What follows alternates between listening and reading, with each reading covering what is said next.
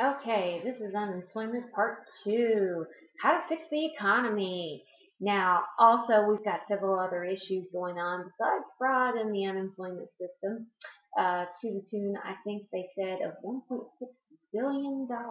Well, gosh, we spend over $1.6 billion a year in cosmetics.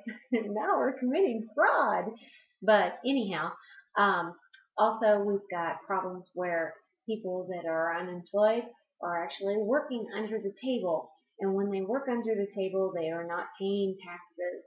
Of course, this is also a problem for the middle class because they are paying primarily for the unemployed people, and the upper crust, so to speak, is also paying for the unemployed people.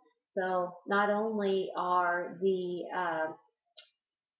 those two classes having problems with paying taxes, the middle class more so.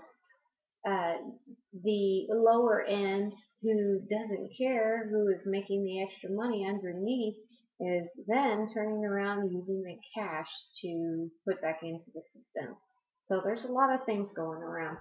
Also, I have noticed that there are some fairly well off people who have decided to also deal in cash. So then not only are they having to pay extra taxes, they're giving extra money to people who are freeloading off the system, which I thought was kind of ironic. And of course, then there are the people like a couple years back that had made a bet who could make the most money within a certain span of year, and I will not say who they were, but it was absolutely outrageous. Everybody on the internet was talking about it, and I think it was very despicable and very underhanded. So that is the epitome of greed. Now, God doesn't see greed as being a holy attribute. So I guess if you want to stay down here for as long as possible and suffer as much as possible, then go ahead and keep doing it. Okay, now if you're not a Christian or you don't believe in God, okay, listen to the rest of this. Okay, we've also got a situation where small businesses are trying to stay afloat or trying to start up. There are more taxes and more restrictions placed on small businesses than ever, which is causing more problems because they cannot run at the same efficiency as a big business. So they are shrinking, excuse me, and in fact, along with the middle class, which there are a lot of small business owners within the middle and middle upper class. Okay, so that's hurting our economy as well. What we need to do is, they said, supplement, try to grow your own food, try to substitute products that you typically buy that are more expensive for off-brand items. And then they're telling you to buy cheaper and cheaper stuff. Well, you know what? Um, I believe wholeheartedly in supplementation, but I do not believe in doing without. Okay, there are things that need to be done to keep you happy. And when you are shrinking your income and you are budgeting yourself more and more and more, if there gets a point in time when you are not happy because you are concentrating so much on coupons, you are concentrating so much on sales. And you know what? I'm one of those people. I'm very thrifty, but I am not going to go to the point where I'm suffering because I turn the electricity up to 80 degrees and I'm sweating my butt off. Okay, There are a lot of people who have decided to go to the mall instead of turn up their air conditioning, which that's fine. That's probably a good idea. But then you have the gas issue. We have our gas has skyrocketed in the past couple of weeks, and we had a lull where gas went down there for a little bit, down to about 3.60 a gallon, and now it's back up to 4.10 a gallon in my neck of the woods. So we're having that issue too.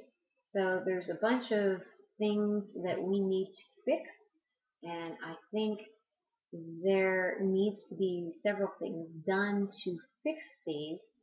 Okay, um, I believe wholeheartedly in stimulating the um, use and production of substitutes for gas. Okay, now initial research and processes are very expensive, and I understand that, but once we get them in effect, there will be a better, um, cheaper way of dealing with the situation. In fact, gas may go back down. In fact, they're talking about, since we have so many more oil rigs, that it should be going back down. Okay, so that is one problem that we can fix kind of easily if the oil companies will approve of it. Now, the unemployment problem, we need to stimulate small businesses. In fact, give them a 4-year grace period. I think maybe not completely on their taxes, offer a better interest rate on starting up a business, but at the same point in time, we need to check and see if this business will be sound and will have a viable market for their said product. Okay, so we're just not going to go and pass out money to anybody who goes, well, I'm starting up a free love business. Just kidding. But um, uh, make my own pin, safety pin, and button, and earring business. I mean, come on. There has to be a viable need, legitimate need for this. Okay. Also, I think that um, everybody farming in their backyard, if there are bees and um, other types of animals that can help support your farm, then that is fantastic. Go ahead and do it. Set up a local or a subdivision-wide uh, vegetable swap if you want. If you don't want to have to pay cash for something, just say, hey, I'll trade 2 of my tomatoes for a cantaloupe or something like that. You can use bartering. That would help. Okay?